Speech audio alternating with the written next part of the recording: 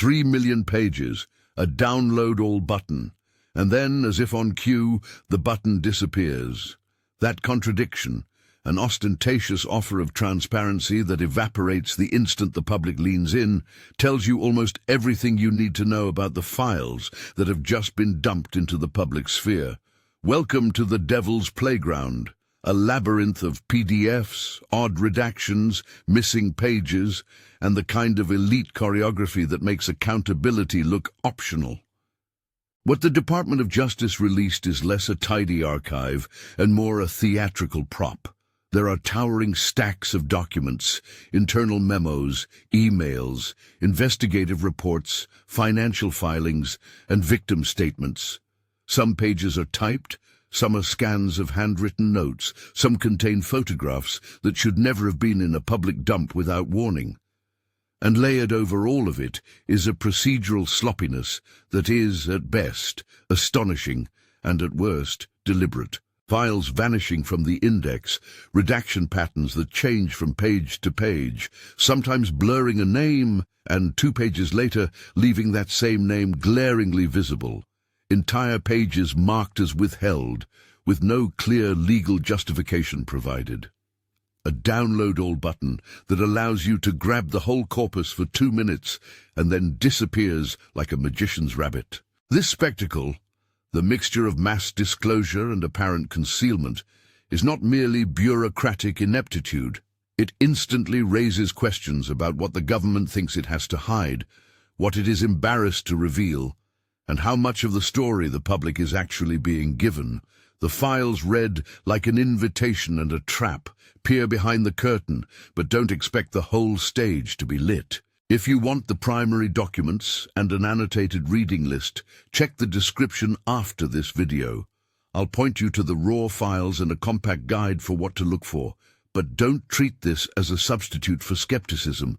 Treat it like the opening scene of a very ugly play, how transparency becomes theater. The first problem is procedural. If you set out to show the public what your investigators have, you do it with clarity. You provide a searchable index. You offer a clean, complete dataset. Instead, this release frequently reads like someone dumped a suitcase of evidence in a hotel lobby and expected passengers to sort it out. Redactions are everywhere, but they are inconsistent. On one page, the identity of an alleged witness is blacked out. 2 pages later, that same witness is named plainly.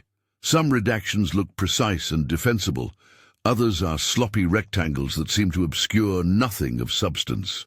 That inconsistency is not merely confusing, it erodes trust. If names are blacked out to protect an investigation or privacy, why are they visible a few pages over? If a photo was mistakenly made public, why was the correction handled by quietly removing a handful of files rather than reissuing a curated, vetted dataset with a clear explanation? There are also outright omissions. Files referenced in memos are sometimes nowhere to be found.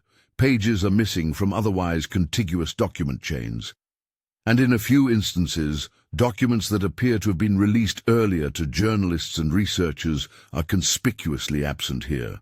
Those gaps force the viewer into the worst possible posture, trying to stitch together an argument from revelations and hole-ridden silence.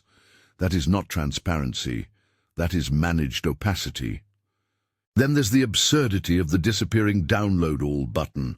For 2 minutes, researchers could grab the entire archive and run full-text searches locally. 2 minutes later, the button was gone, leaving only manual browsing through a web interface. If there was a genuine concern about the files being scraped, fine, explain it. If the concern was privacy, explain it. But an unexplained digital vanishing act reads like spin, giving the impression of openness while retaining the ability to control who really gets a copy. And it doesn't stop there. In the chaos, material that should have received a content warning, victim statements, sensitive photographic evidence, briefly appears and then is quietly removed, without any public correction or apology. That's not an accident. It's a failure of protocol that risks re-traumatizing survivors and undermines public faith in the release process. What the procedural mess buys in practice is delay and defensibility. You can point to the release and say truthfully that we put these documents in the public domain, but you can also rely on the release's chaotic form to make critical threads harder to prove or assemble. The optics are convenient, claim transparency while leaving investigators and journalists scrambling with incomplete tools. A portrait made of fragments. Amid this confusion, certain fragments are nevertheless revealing, not because they settle every question, but because they sketch the architecture of influence that allowed Jeffrey Epstein to operate for so long. The files do not provide a cinematic conspiracy with a neat villain and tidy motive. They provide something much more troubling, a network of social, legal, financial, and bureaucratic mechanisms that let alleged victims suffer and powerful people evade consequences. Take the emails that put Epstein in contact with tech and philanthropic elites. There are self-authored notes and fragments of correspondence that suggest Epstein was a kind of facilitator, a man who could introduce people, arrange meetings, and apparently offer access.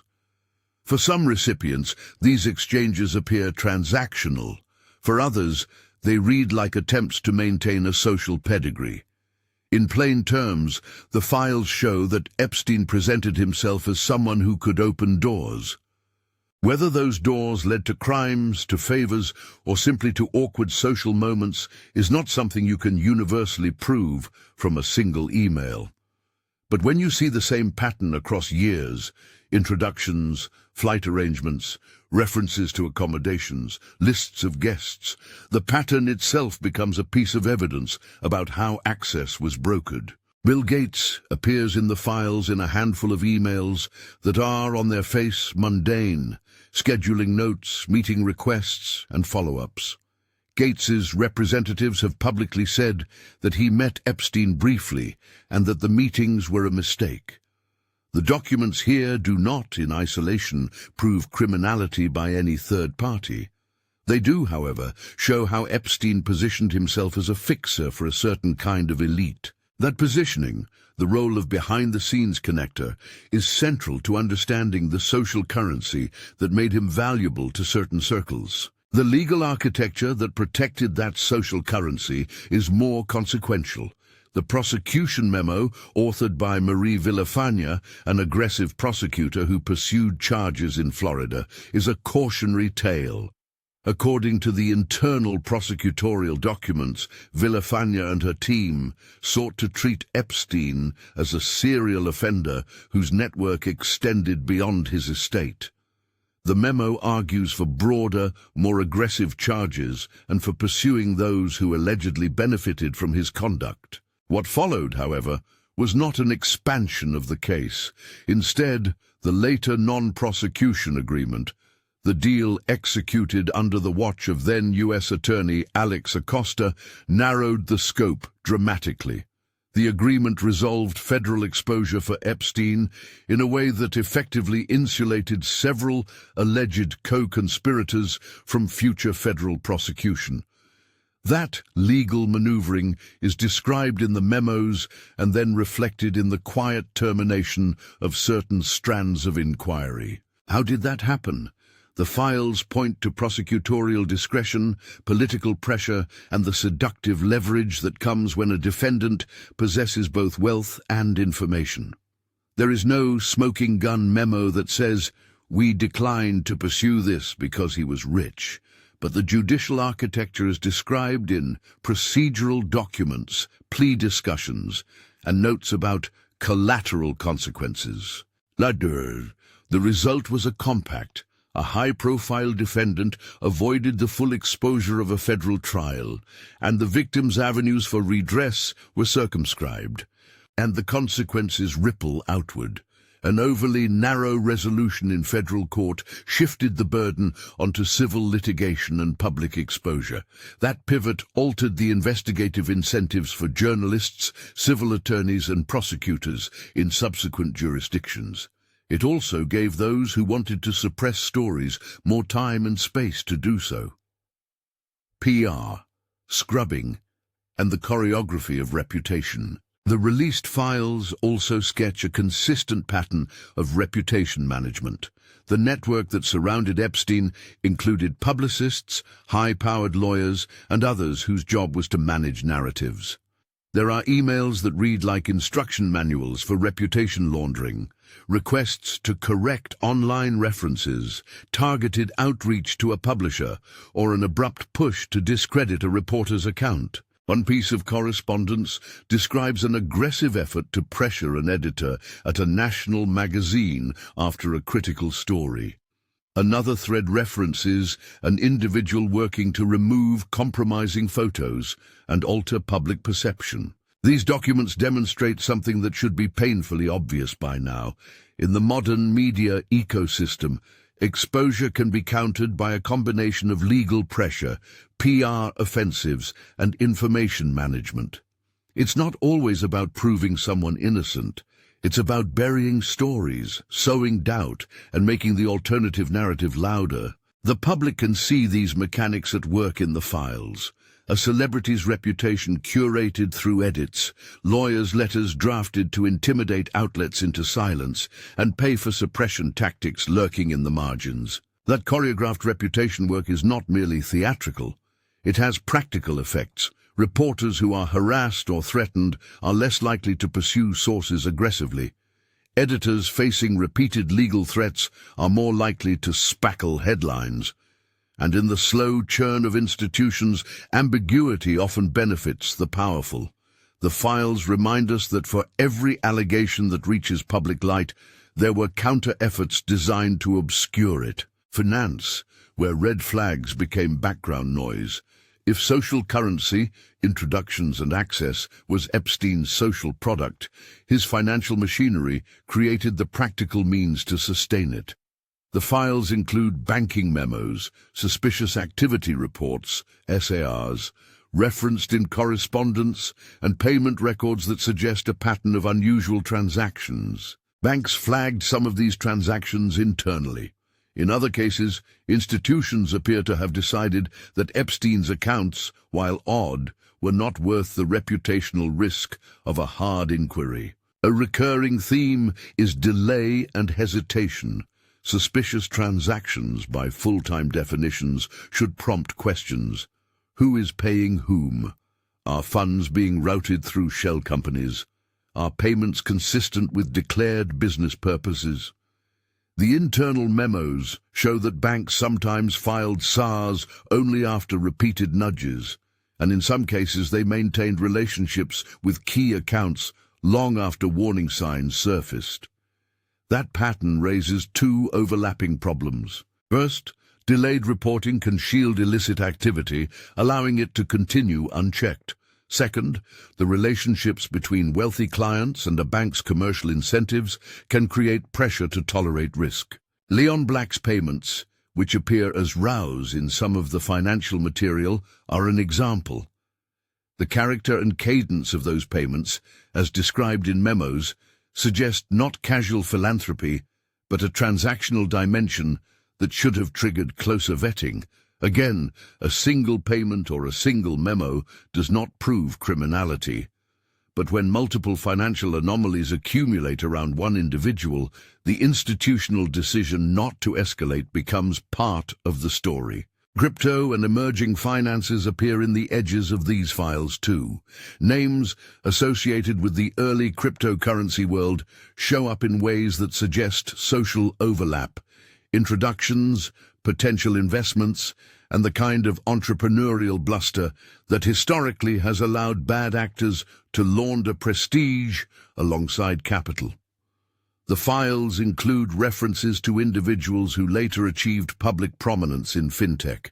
In those references, we see how new financial systems can be grafted onto old networks of influence, sometimes with little oversight. Intelligence threads, raw, unverified, and explosive. One of the more combustible elements of the release is the presence of intelligence-style reporting in the mix. The files include references to FD 1023 reports and so-called CHS, confidential human source notes. Those entries read differently than the rest. They are raw, fragmentary, and often rely on single-source claims that have not been corroborated elsewhere in the corpus. Those kinds of intelligence reports are valuable to investigators precisely because they can point toward areas worth investigating. They are not, however, verdicts. It's important to be precise here. An FD 1023 is an internal FBI reporting form that summarizes an agent's debriefing of a confidential source. These documents often contain second-hand claims, hearsay, and leads that the agency might or might not have had the ability to validate. They can include everything from rumor to credible new evidence. The release material includes a handful of these entries that suggest possible connections between Epstein and intelligence communities abroad. Taken on their own, these entries feed a rich ecosystem of speculation. Taken as investigatory documents, they are exactly what they appear to be: raw leads that require corroboration. The danger is obvious. In the public sphere, raw intelligence is often misread as confirmed fact. A CHS report indicating that source says X is not the same as a court filing or an indictment. Yet in the absence of a full, transparent explanation from investigators, these fragments can be weaponized, either to smear or to create alternate explanations that deflect from simple institutional failures. The files contain both the raw intelligence and the bureaucratic hedging that often accompanies such reports. Caveats, notes that certain claims are unverified, and cross-references to other investigative threads that never materialized. High-profile names. Presence is not proof. One of the unavoidable features of this archive is the parade of famous names that crop up in peripheral ways: social notes, guest lists, photos, and occasional email threads. Those names, which include businessmen, politicians, and celebrities, make the files more media-friendly and more dangerous at the same time. A single email that mentions a public figure can be amplified into insinuation if not treated carefully. Journalists and viewers alike need to apply a disciplinarian standard here. Presence in a set of documents is a data point, not a conclusion. We must consistently ask, what does this document actually show? Does it show participation in wrongdoing, or does it show a social connection? Does it show an explicit action, or does it show a mention that might reflect a mistake, a name on a list, or an attempt to vet a potential contact? This is where the difference between gossip and evidence becomes crucial. The files include messages that show introductions, meeting requests, and sometimes awkward correspondence that, when read out of context, look damning. But a damning impression is not the same as proof. The legal caution here is not pedantic. It is a guardrail against both defamation and error. The archive contains provocative threads, but few of them, standing alone, amount to prosecutable proof. A prosecutor's memo and the shape of a quashed inquiry. To understand the practical impact of all this, return to the prosecutorial memos. Those documents help map how investigators thought about the case at specific points in time. Marie Villafagna's memo is one of the clearest examples. It lays out an argument for a broader federal prosecution with explicit concerns about the extent of Epstein's alleged conduct and the network that enabled it. The memo reads as the work of a prosecutor who saw the case as a systemic problem, not merely a single defendant's misdeeds. What the later non-prosecution agreement does, in contrast, is create a legal box. The NPA resolved many federal questions in exchange for a plea at the state level and certain concessions. The practical consequence was to limit the scope of future federal prosecutions for related actors. That legal architecture has real-world effects. It restricts avenues for survivors seeking federal remedies and reduces the leverage federal prosecutors might have had to pursue broader conspiratorial strands. The files suggest two dynamics pushed that result. First, prosecutorial discretion is real, and federal prosecutors often weigh political, resource, and collateral consequence considerations. Second, the social and financial power of the defendant shapes those prosecutorial calculations in ways that plain policy documents rarely grapple with. The memos show an internal prosecutorial debate. They also document how decisions made in the name of efficiency or certainty can translate into outcomes that protect networks of influence. Why the release matters, and why it also frustrates. Taken together, the documents matter because they allow the public to see in messy relief how power operates. The files expose attempts at cover-up, patterns of reputation management, banking ambivalence, and prosecutorial choices that changed the course of accountability. They also matter because victims' voices, some of them present in the archive, are no longer solely confined to courtroom testimony or sealed papers. Survivors who have been fighting for attention for years now find their accounts sitting in public archives. That is necessary. It is also fraught. And here is why the release is also infuriating. Transparency that is half done is not a favor. A mass dump that is procedurally chaotic gives officials the cover to say, "We released everything," while simultaneously making it harder for victims, journalists, and accountability-minded citizens to assemble the full picture. If the point of disclosure is civic reckoning, then releasing material in an incomplete, inconsistent manner is a failure of that project. This is a political and moral problem, not merely a technical one. The files invite a civic question. If you are going to disclose documents that implicate institutions and powerful people, are you prepared to do the work of compiling, clarifying, and contextualizing them? Or will you leave the work to citizens and reporters who in many cases lack the legal opening and resources to litigate the silence? Mini ganchos. Pay attention to this email. Watch how the banks hesitate. Note that a name appears and then vanishes. Those are the threads that, when pulled, might reveal the larger tapestry. What comes next? There is more to walk through. The financial mechanics that let suspicious funds move with insufficient oversight. The intelligence threads that create a fog where certainty should be. The chilling victim documents that suggest a pattern of harm we have not fully accounted for.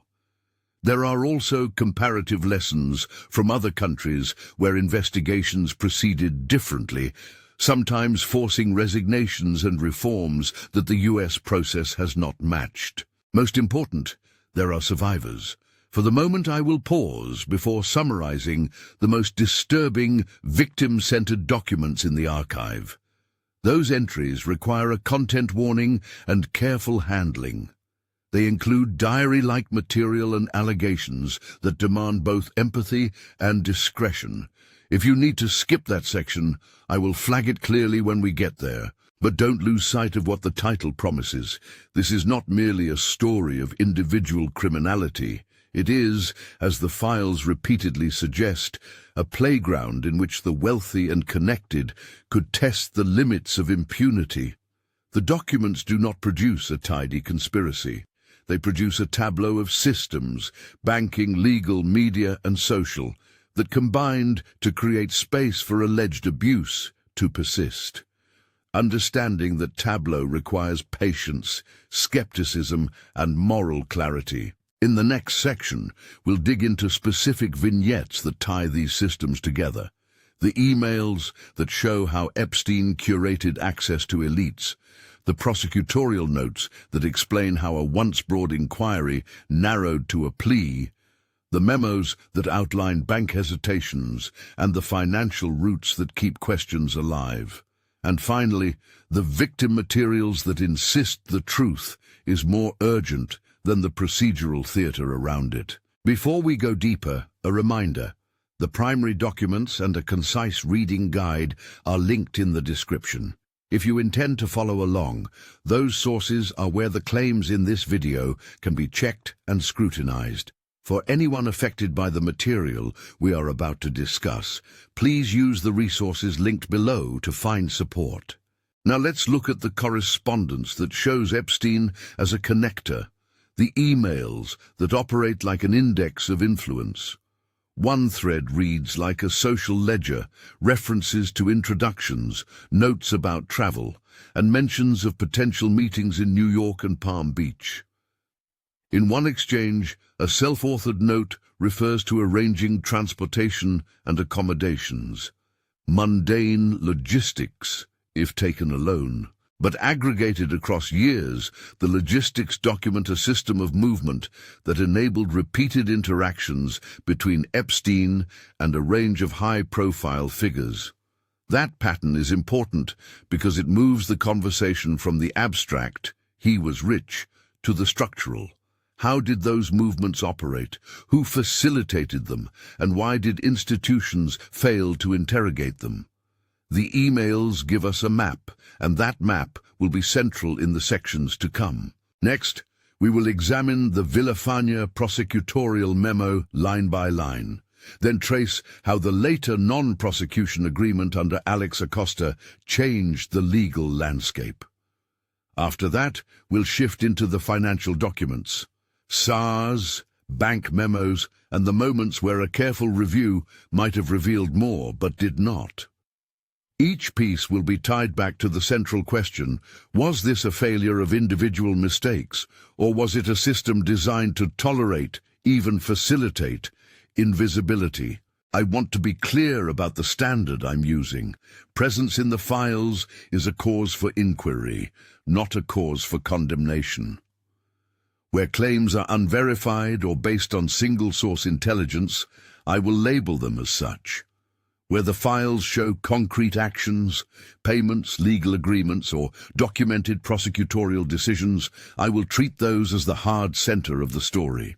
As we proceed, hold that tension in mind.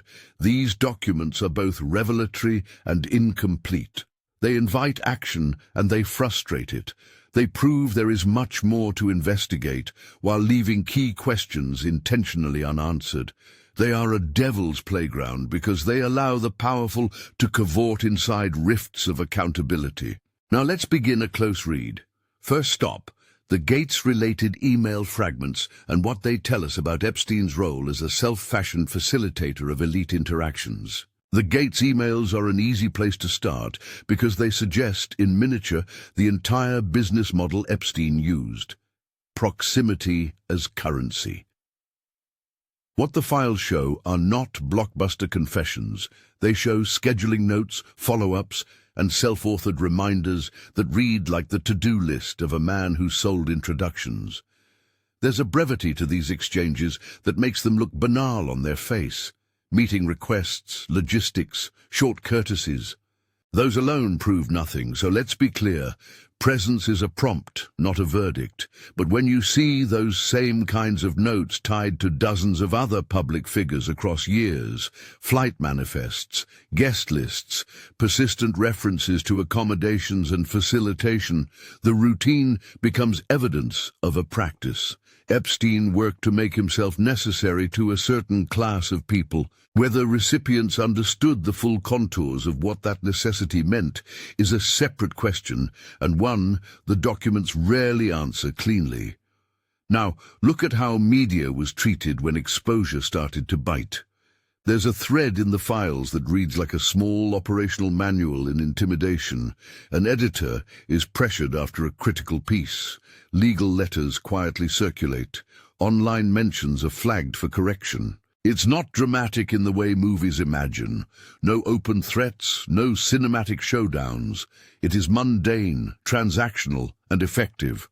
The thread about a national magazine editor, reported in other outlets and reflected in correspondence here, shows the sorts of pressure campaigns a well-staffed reputation operation can mount. Targeted outreach to a publication, efforts to discredit reporting, and lawyers primed to escalate. The practical effect is slow and corrosive. Reporters get exhausted, editors get cautious, and hostile coverage loses speed. Marie Villafana's prosecutorial memo is a different register entirely. Reading it, you feel the kind of prosecutorial rigor that, on paper, should have led to a broader federal case. The memo frames Epstein as more than an isolated defendant. It suggests a pattern, a network, and a prosecutorial strategy that would have followed the money and the movement. Villafaña's work argues for aggressive charges and for pursuing those allegedly implicated beyond Epstein's immediate circle. That line-by-line assessment is granular. Witness accounts, patterns of travel, and an argument that the conduct described had structural supports.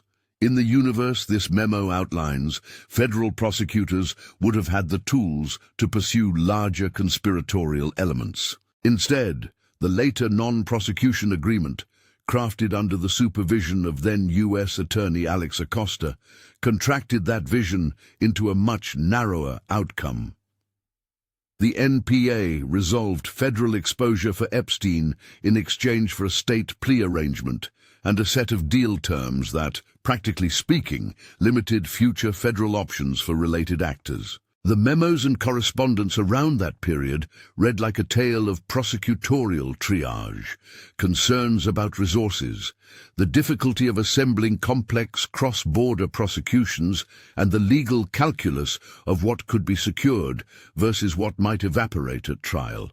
It's tempting to reduce the result to a single cause, politics, influence, or simple human error, but the documents show a confluence.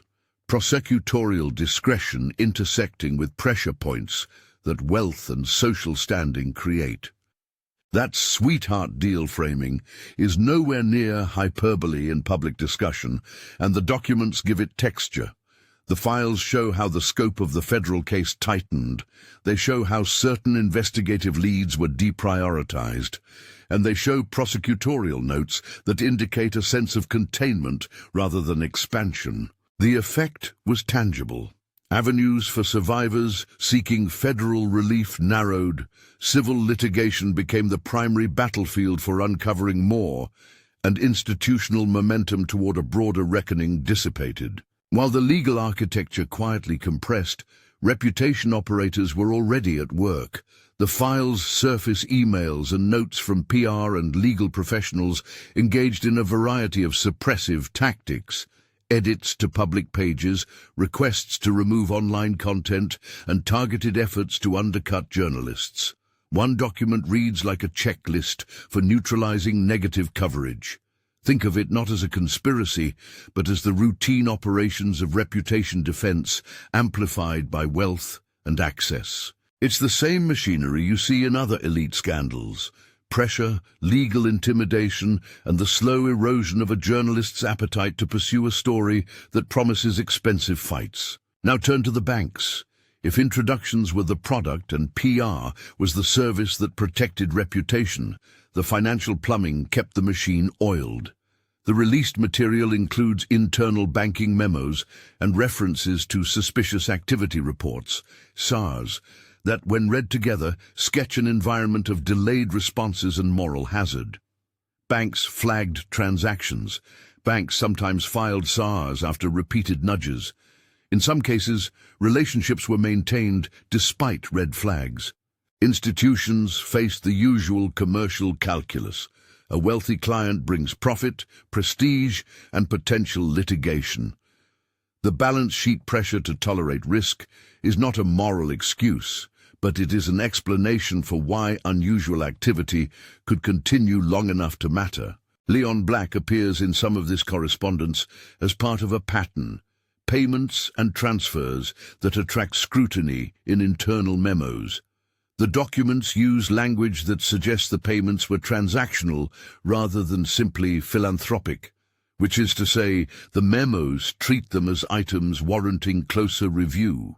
Again, a single payment does not prove a crime. But the cumulative ledger, the way those entries cluster, indicates why institutions should have escalated sooner and why their hesitance matters to the accountability story. Crypto names and fintech connections show up at the edges of the archive too. Individuals later associated with the early cryptocurrency world appear in introductions and in investment-related correspondence. The broader point is structural. New financial instruments and opaque corporate vehicles offer routes for both legitimate innovation and potential obfuscation. The filings hint at how prestige and financial novelty can be repurposed into cover. A social introduction becomes an investment meeting, becomes a layer in a financial structure that is hard to trace. The combination of reputation laundering and financial opacity is potent. Here's a mini-hook worth pausing on. Look for the internal emails where bankers debate reputational risk in one line and customer retention in the next. That cognitive dissonance is the archive's quieter smoking gun. But perhaps the most combustible materials in the corpus are the intelligent style entries. The FD 1023s and CHS notes read differently than the rest. They are fragmentary, speculative, and often hedged. You will find entries that assert, in the form of source says, possible connections between Epstein and foreign intelligence entities. Those lines feed 1,000 headlines because they offer dramatic alternatives to more mundane, institutional explanations. They hint at a cloak-and-dagger explanation that both terrifies and tantalizes. We must be exacting here. An FD 1023 is a reporting form. It encapsulates an agent's summary of what a confidential human source claimed. In practice, these reports can contain high-value leads or nothing more than gossip. The documents include multiple CHS reports that are internally qualified, notes that a claim is unverified, or that the agent could not corroborate the detail. The public interpretation problem is obvious. When raw intelligence leaks into public view without the corroboration and context investigators normally provide, the line between lead and fact blurs for audiences. That blurring produces two harms. It can generate unfounded conspiracy narratives, and it can allow institutional actors to point at unprovable intelligence as an excuse for prior failures. So how do we parse these intelligence fragments responsibly? Treat them as pointers, not as verdicts. Use them to identify questions. Who did investigators speak to? What follow-ups were conducted? And what corroboration was found? The files sometimes answer those questions in the negative. A lead is recorded and never appears to be pursued further, or a CHS claim is logged without subsequent documentation of verification. The absence of follow-up matters just as much as the claim itself. High-profile names pepper the archive, and that makes the files both sensational and dangerous. A guest list or a casual mention of a public figure can ignite an inferential wildfire. The responsible move is to treat each appearance as a single data point and to interrogate what that point actually shows. Does an email show participation in wrongdoing, or does it show a meeting request? Does a flight manifest show intent, or does it show proximity? The files contain a lot of proximity. They contain less in the way of demonstrable criminal conduct by third parties. We return then to the prosecutor's memo for clarity. Villafaña's document lays out specific investigative leads and recommends pursuing associated actors in federal court.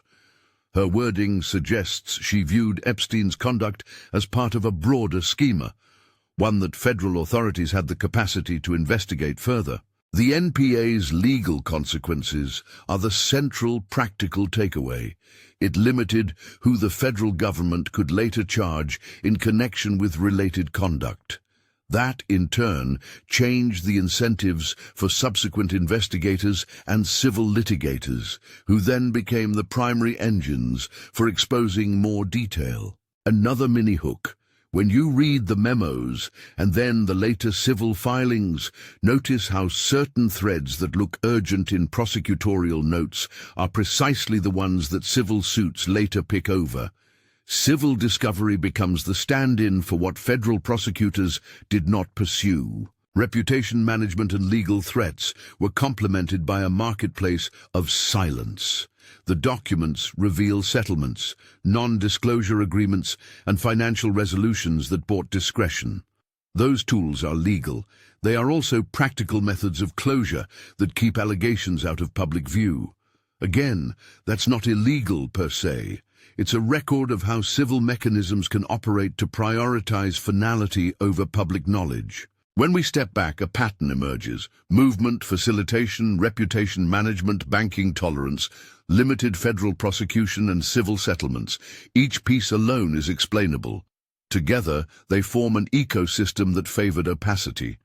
The files do not erect an airtight blueprint of a criminal conspiracy with every line item signed and notarized.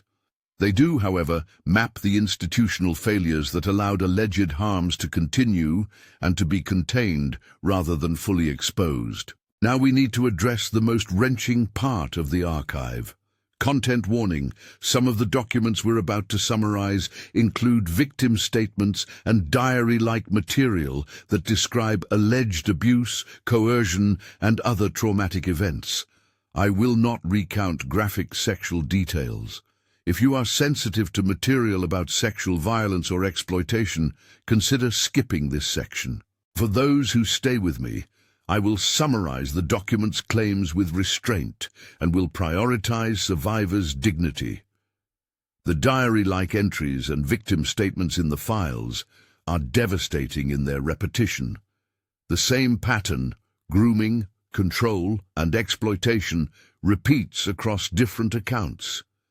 What is particularly chilling is a set of passages that allege pregnancies, a removal of newborns, and a suggestion that infants were taken under circumstances that demand scrutiny. The language in these entries is often fragmentary and sometimes corroborated by other documents. Sometimes it stands alone. The emotional core is consistent. Survivors describe coercive environments and a sense of being trafficked within a system that included houses, flights, and the facilitation of encounters. A specific set of diary excerpts alleges that pregnancies were carried to term and that newborns were removed in ways that are described in legal complaints and victim narratives. Those allegations are among the most serious in the archive. They provoke immediate questions. Were these allegations investigated thoroughly? What records exist of medical visits, births, or adoption paperwork? The files we have show long stretches of silence around follow-up. In some instances, investigative leads that could have explored these questions appear to have been deprioritized. Whether that is due to prosecutorial choices, institutional limitations, or other factors is partially visible in the memos, but the documents do not provide a clean trail that leads to definitive answers. This is the point where legal caution and moral outrage share space. Label these claims as alleged, demand investigation, treat survivors with dignity. The existence of such grave allegations increases the moral urgency of a robust inquiry, not the rhetorical spectacle of a leaked diary excerpt used to drive clicks. The file's ambiguity on follow-up, on whether certain allegations were pursued with the forensic thoroughness they deserved, is one of the most damning aspects of the release. There are procedural traces that feel like missed opportunities, notes that investigators could not confirm certain claims, documents referenced but missing from the public dump, and redaction patterns that obscure potential leads. All of these combine to make a full accounting difficult. The public release, in its patchwork form, exposes some of the surfaces of a terrible pattern while leaving critical connective tissue hidden or absent. For survivors, that partiality is not merely frustrating, it is a form of continuing injury. The intelligence threads intersect with the victim material in ways that complicate both narratives. CHS reports referencing foreign intelligence connections sit near narrative fragments alleging newborn removal. Some readers will stitch these together into an intelligence-driven conspiracy. Others will treat them as coincidental adjacent items. The responsible approach is to separate the categories, treat CHS reports as unverified leads, and treat survivor statements as accounts demanding investigative follow-up. Both categories deserve serious attention. Neither should be conflated into a single speculative theory. Internationally, the reactions have been revealing. The contrast between US processes and those in other countries highlights differences in political accountability. In the United Kingdom, for example, there was intense media scrutiny, parliamentary questions, and institutional inquiries that forced public reckonings in ways the US Department of Justice's release did not. When scandals touch political or institutional nerves abroad, the result is often faster public accountability, resignations, inquiries, and reforms that are sometimes swifter precisely because domestic legal constraints are different. In parts of Europe and elsewhere, investigations into related allegations prompted official reviews and, in some cases, resignations. The Belgian Marc Dutroux case, raised in the files and public conversation as a cautionary parallel, led to profound institutional reforms in Belgium precisely because the state response there was adjudged to have failed. That scandal reconfigured policing, victim support, and media oversight in Belgium. It is held up in other jurisdictions as an example of structural overhaul following catastrophic institutional lapses.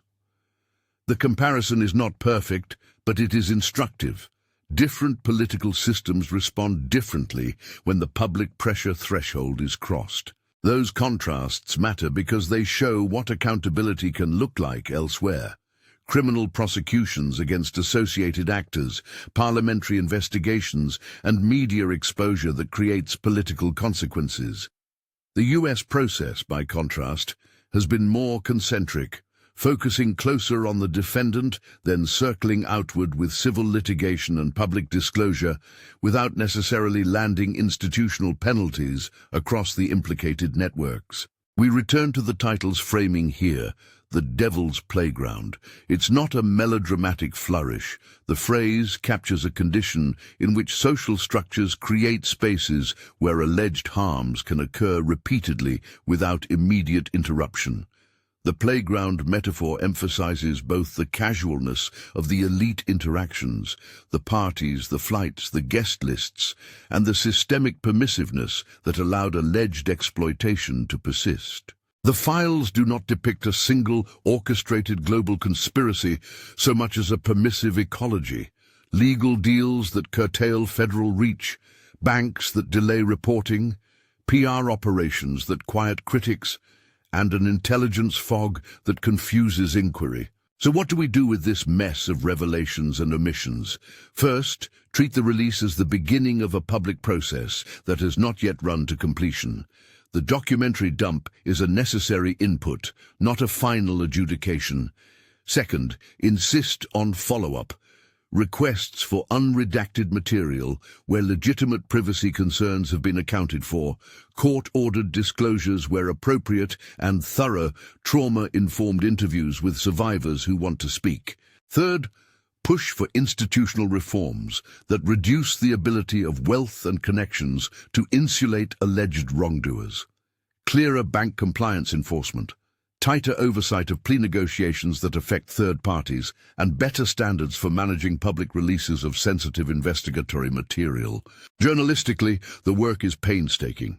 It involves matching memos to legal outcomes, tracing financial ledgers across jurisdictions, and filing FOIA requests, or their local equivalents, to chase documents that should have been part of the release.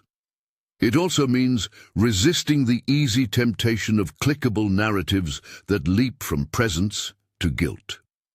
The files reward patient excavation, not breathless indictment. There is also a moral imperative that transcends document-by-document parsing. Prioritize survivors. That means providing avenues for support, ensuring that material released publicly does not compound harm, and creating mechanisms through which victims can regain agency in telling their stories, if they choose. The description under this video includes links to verified source documents, a short reading guide to the key threads in the release, and a list of survivor organizations where people can find support and ways to donate if they wish. Those resources are small, but important next steps. Before we close, A few practical takeaways from the archive worth keeping in your pocket. First, redactions that are inconsistent are not a minor clerical error. They are evidence of either incompetence or strategic opacity. Second, the presence of high-profile names in social documents is not the same as proof of criminality. Context matters. Third, intelligence reports in the file are leads, not conclusions, and should be treated accordingly. Fourth, financial documents show patterns of tolerance and delay that, left unchecked, enable abuse. Finally, survivor testimony in the files changes the moral stakes. Allegations of babies removed and coerced pregnancies require serious, well-resourced follow-up that goes beyond public spectacle. The Devil's Playground is, at bottom, a story about systems. It is a story about how introductions become leverage, how reputation work becomes a tool of protection, how banks and legal deals can smooth over perilous patterns, and how intelligence fragments can obscure rather than clarify. The files are not a tidy narrative that solves every mystery. They are instead a large, messy mirror held up to power, revealing part of what elites and institutions looked like when accountability loosened. If you got through this and want to dig deeper, the description below has a curated list of the primary documents referenced in this video, plus an annotated reading guide that highlights which documents to look at for the prosecutorial debate, which to examine for financial red flags, and which contains sensitive survivor material. Again, content warnings apply. I've also linked organizations that provide support to survivors. If you can, consider donating or sharing those links. We need more than document dumps. We need investigative follow-through, FOIA pushes, accountability-minded prosecutors willing to assess remaining leads, and journalists with the time and resources to piece together the fragments. We should demand that the institutions responsible for the initial handling of these cases explain, transparently and under oath, the choices they made and why. This is not a closed file. The release that birthed the Devil's Playground was flawed and partial, but it opened a door the public has the right and the obligation to walk through. For survivors, the stakes are not speculative. For citizens, the stakes are democratic. When systems protect the powerful at the expense of the vulnerable, the social contract frays. If you found this breakdown useful, the sources are in the description. If you want a follow-up, I'm working on a piece about how platforms and social networks handled content related to these files. What words were censored, what content was demoted, and who decided. That video will be linked on screen and in the description when it's ready. Finally, support survivors. The links below include verified organizations that provide direct services. Transparency without relief is performative. Accountability without survivor-centered support is incomplete. Push for both. Thank you for watching.